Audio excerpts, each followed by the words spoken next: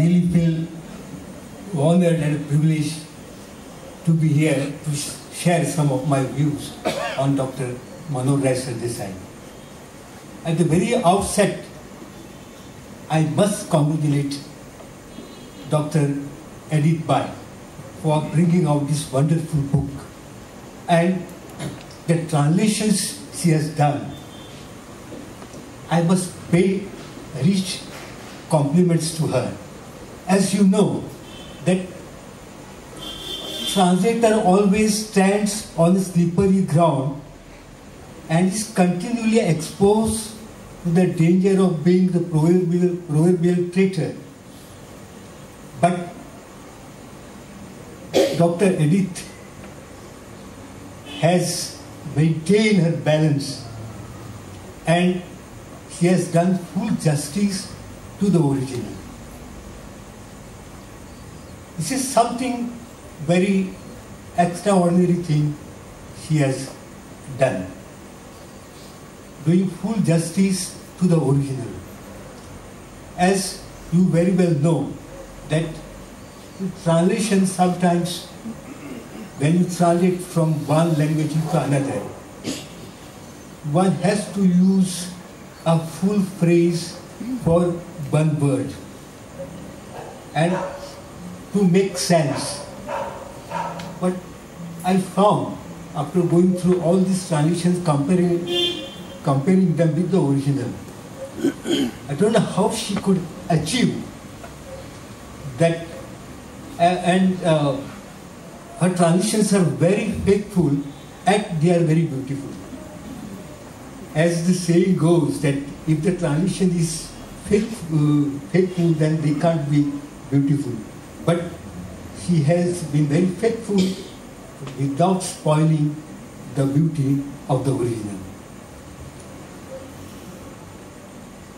Lots of things have been discussed now about Dr. Sardesai's view of life and so many other things. But I would like to emphasize one particular point, that his vision of life, his vision of patriotism and nationalism was never narrow. And one should understand this in the context of his poetry. For one very important aspect of his poetry is the fact that although he was drunk deep in the font of French literature, French poetry, he could retain his individuality, the flavor of his soil. This is something very something different, because such poetry is bound to be very derivative. But Sardesai's poetry is never found to be very derivative. It is very much Indian in spirit and sensibility. Of course, in his poetry you find the influence of some of the French romantic poets, and not the symbolists, say Baudelaire, Verlaine, or Rimbaud. Although he had translated some of Rimbaud's poems into Konkani, say Season in Hell, then Illuminations. I found some of those translations in his papers. Once when I excavated all his papers to write one essay on him. Perhaps these poets like Alfred de Vigny or for that matter Victor Hugo, they matched his temperament.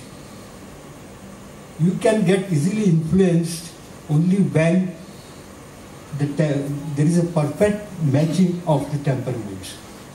I think that is what has happened in the case of Dr. Sardesai. And interestingly, when you come to the 20th century French poetry, the two poets who influenced me the most, one was Paul Éluard and another was Jacques Prévert. Especially when I was listening to the translation Maz Island, it's where it echoes Prévert in that particular poem. In the sense, the rhythm which Prévert has. Of course, I have not read Prévert in original, but in translation. This is something very interesting. It is because he has imbibed those influences. He was never carried away. That's why he never imitated them. They were not his role models. But whatever best he found in those poetry, in that poetry, he could bring it into Konkani without making you feel that he is transplanting something from other culture. It is a perfect grafting of those influences on Konkani sensibility. I would like to read two poems, one of Jacques Prévert and followed by Sardessai's one short poem.